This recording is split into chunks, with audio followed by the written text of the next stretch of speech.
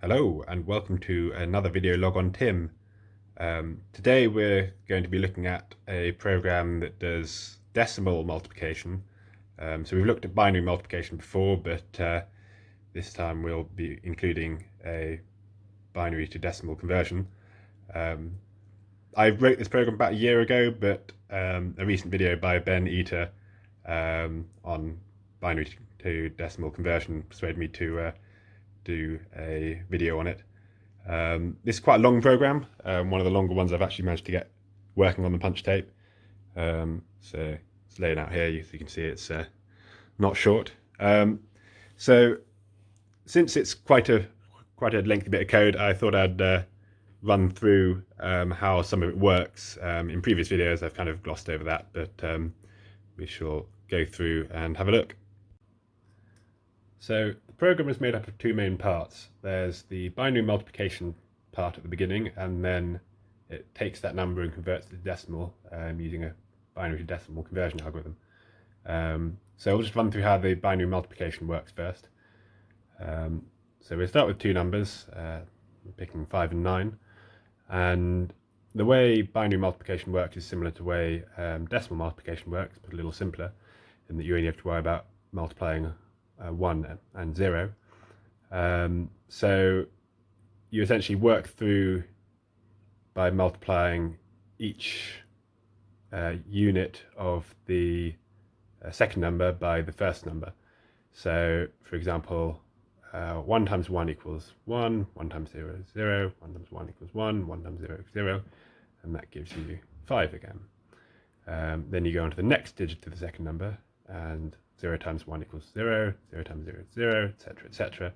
And you end up with a row of all zeros. But because we're going from the second digit, everything's shifted one to the left. Go to the third digit, and it's much the same, or another row of zeros.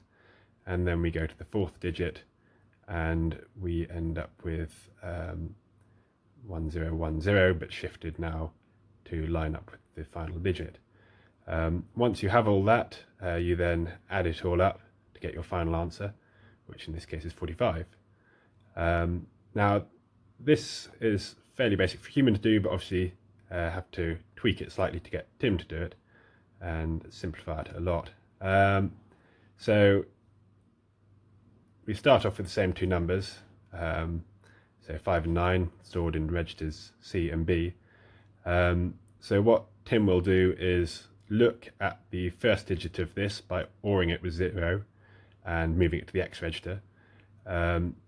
If that first bit, or if the X register does not equal 0, then it will add the contents of register C into the contents of register A.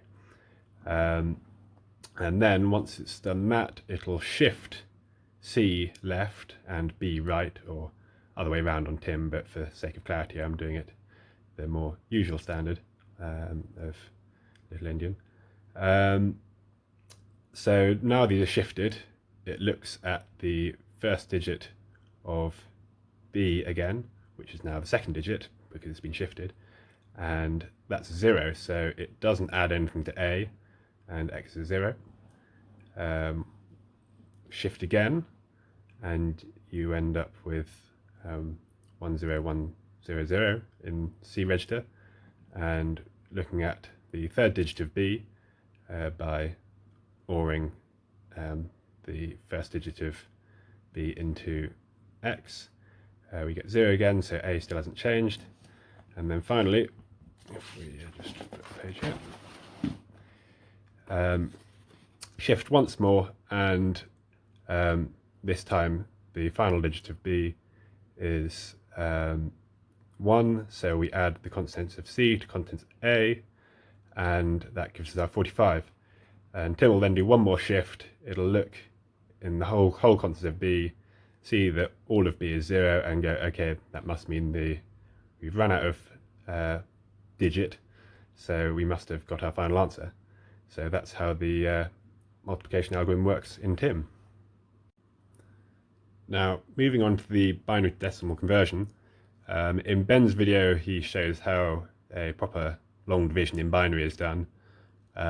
Tim's not quite up to scratch with doing that, but because we're only dealing with digits up to 99, we can simplify the algorithm a bit.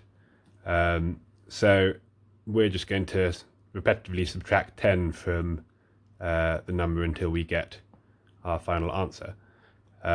Because it is always subtracting 10, we can load minus 10 in as a constant and then add it to the number we want to divide.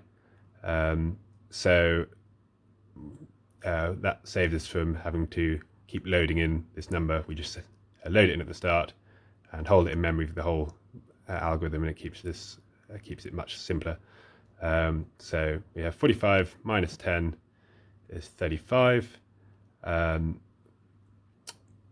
The 35 is still positive, the sign bit isn't set. So we add 1 to C and loop back round. So on the next loop, the contents of the X register is loaded to A, has 10 subtracted from it again. That's now 25, still not negative. So we add another digit C, load back round. Now 25 minus 10, which is 15, still positive, so C is incremented again to 3. Then we load again, 15 minus 10 is 5, C equals 4, and then finally we have 5 minus 10 is minus 5, the sign bit is set, so we have we don't add anything to the C register and we jump out, so we've got 4 in the C register, 5 is the remainder. That gives our final binary decimal conversion of 45. This is then converted to ASCII just by setting some bits higher up. So I think these 2 bits, if you set them to 1s, it then becomes the ASCII for 4, and same for 5, and you just send those to the printer and it'll spit it out. So let's have a look how that works on Tim. So now we'll take a look at how that looks on Tim. I've got the program loaded, I'll just need to turn it on. So we'll go for 9 times 5.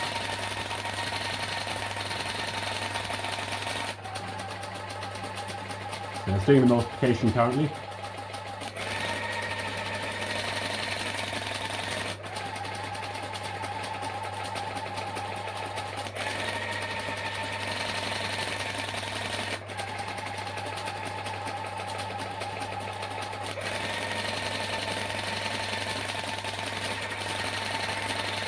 And now it's going with the binary decimal converter.